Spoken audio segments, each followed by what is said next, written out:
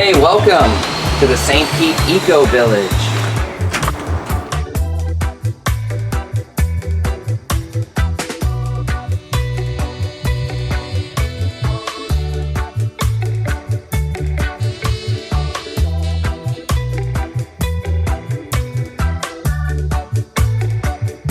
Alex, what do you do here? Well, I've been contributing, learning. I've been living in this blue building since January. And it's been quite the learning experience, that's for sure. And I'm actually getting ready to move out of my room in here over to the greenhouse, which is more newly remodeled and complete, since the current floor that I'm on is actually being gutted for new air conditioning, because this building, when it was built, was pre-air conditioning, pre-electrical, and from my understanding, the city wouldn't allow this building to be demolished, so that's kind of why it's being renovated. But there's actually a basement here too, which is pretty rare for a building in Florida. So what is this, like a weekly rent deal, monthly rent, volunteer? I mean, how does the integration work with the people that actually stay here right now? Well, most people have done some type of work trade, either working in the garden or a lot of the work's been construction, but I've just paid rent because actually I've been really focused on the Moringa man. And it's interesting because if you look around here, this is a big reason why I decided to be here, to be with a few of my Moringa associates.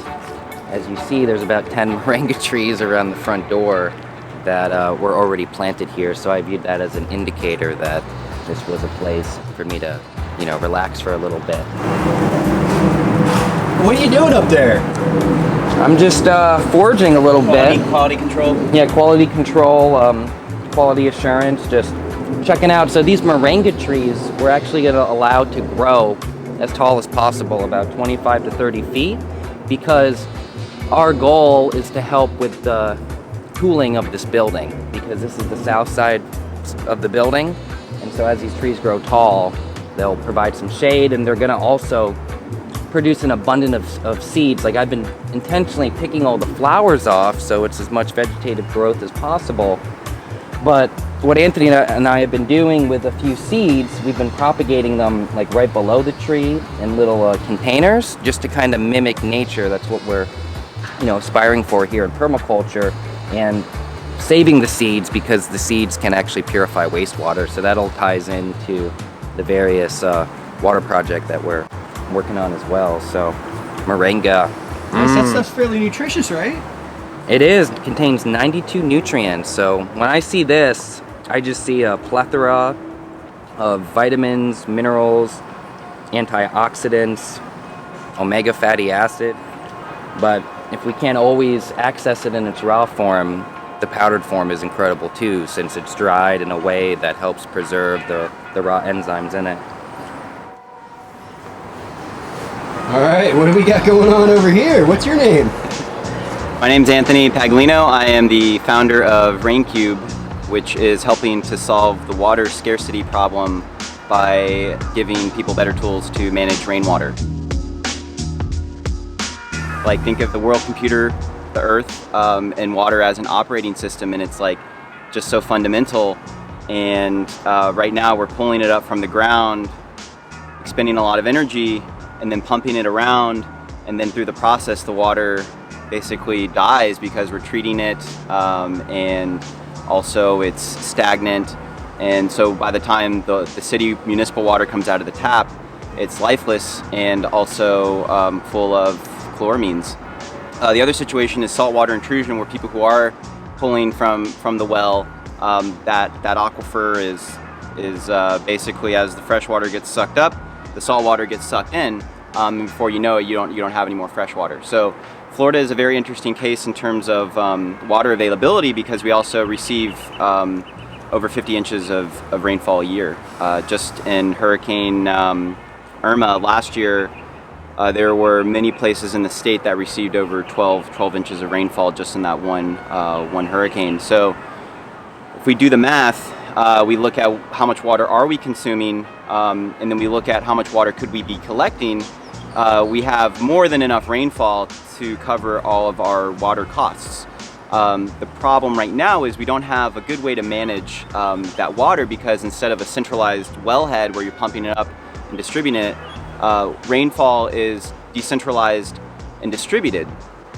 So now we have a new opportunity because of the internet and the ability to communicate digitally, as well as attach devices that are connected to the internet that are performing cognitive functions, thinking, reading data, as well as doing human functions such as turning things on and off or adjusting things depending on different settings or variables.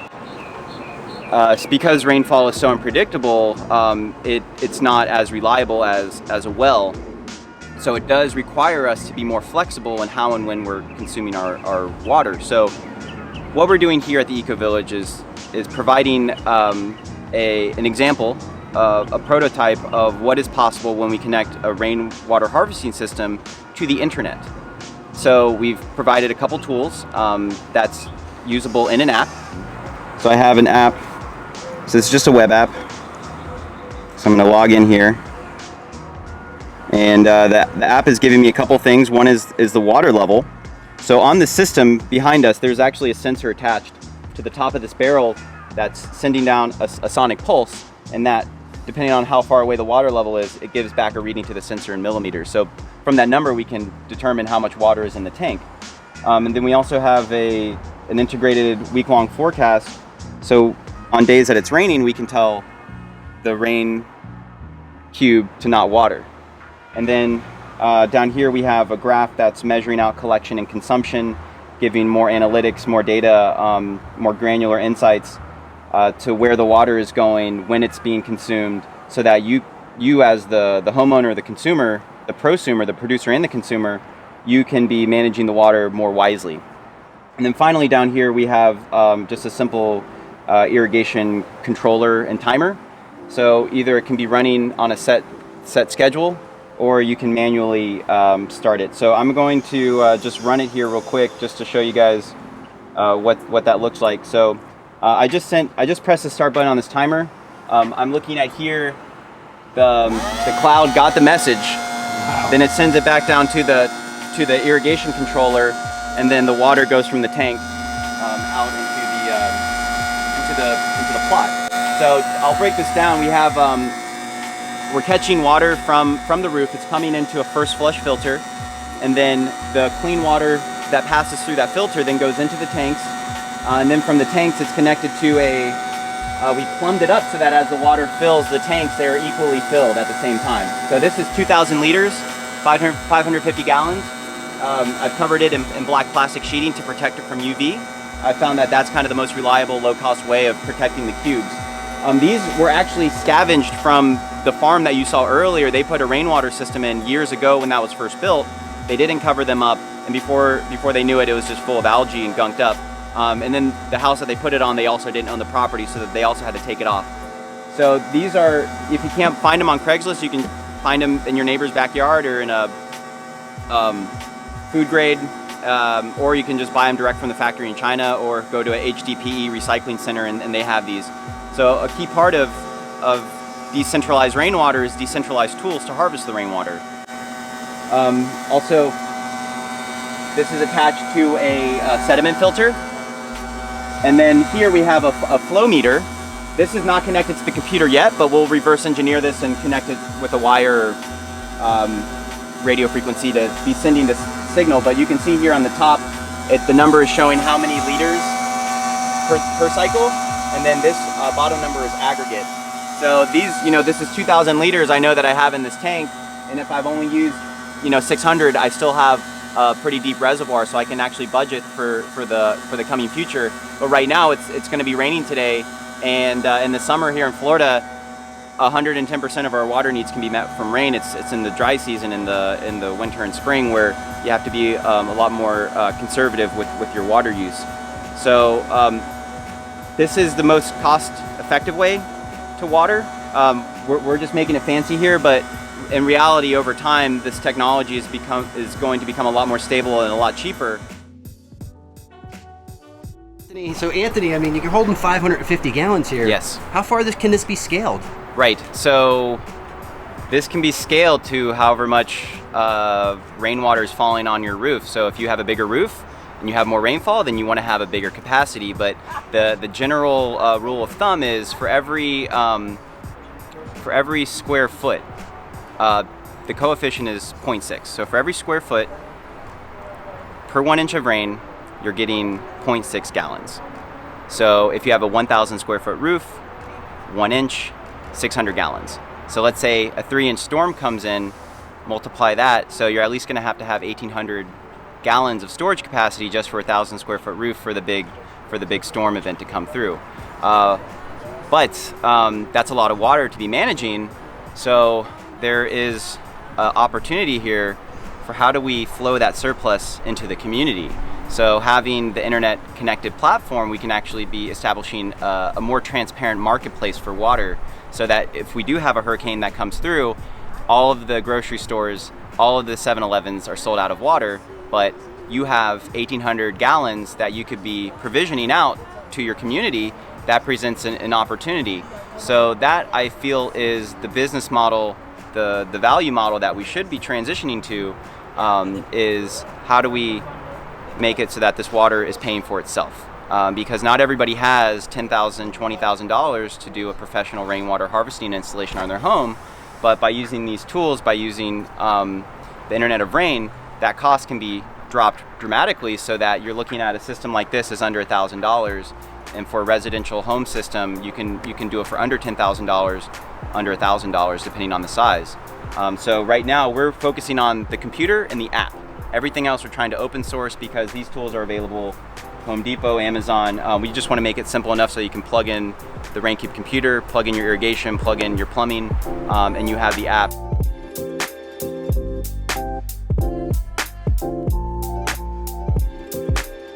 All right, guys, I love seeing technology being used like this. Let's finish this out with Anthony. Thank you for giving me the opportunity to share this story. If you want to learn more, you can go to raincube.io. There you can download the blue paper, which is basically a technical paper for non-technical people, just to get the idea out there that we can be running on the Internet of Rain, and we should be running on the Internet of Rain because it's the most cost effective. So thank you, Pete. Thanks, Anthony. Thank you. All right, guys, St. Pete Eco Village. Lots of young people here doing some really exciting stuff. I love to see the integration of the younger guys, you know, rain cubes, Moringa, getting involved in the garden. Lots of cool stuff happening here.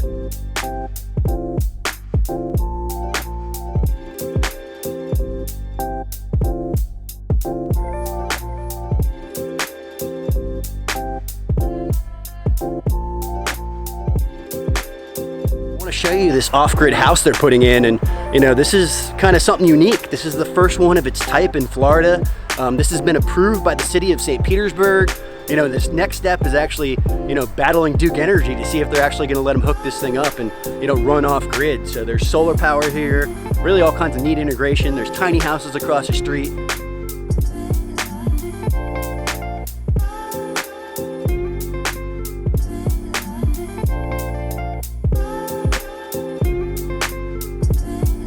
So check this out. This is basically now the office of the St. Pete Eco Village. So for the past year, it's been in the blue building, but this whole building has been renovated, and yeah, it's quite a masterpiece. Let's go inside. What's going to power this? Is this just solar?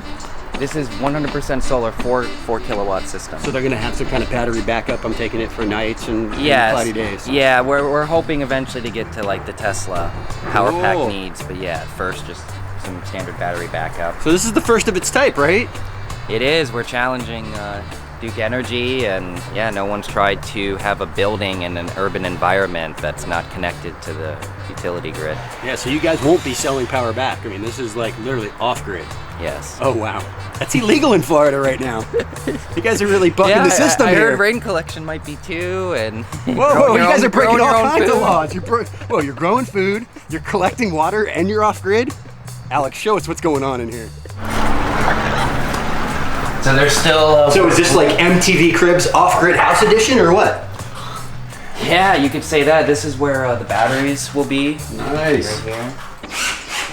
I just see your kombucha on tap in the office? Yeah. What? Yep, and the local coffee. And as you see, you know, right here next to the sidewalk, it's going to be all about, you know, encouraging bikes and you know, asking people, because the one thing I have learned, the biggest issue at the Eco Village has been parking, because definitely living in the city and parking and wanting to do what's called community assembly or farm to table and making sure there's enough parking so no neighbors are getting upset and the city's all right. So the whole idea here, if you could imagine, just a lot of space for bikes and such, and going to be handicap friendly, wheelchair access. And Nice. yeah.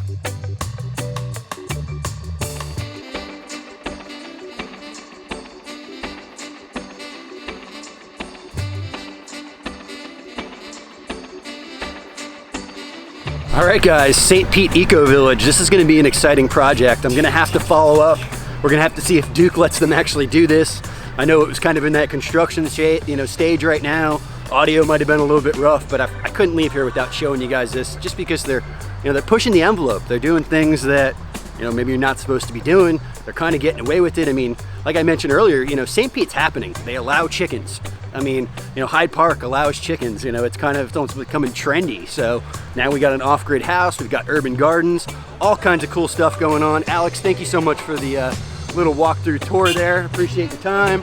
And you guys don't forget, like, subscribe, share, pound dirt.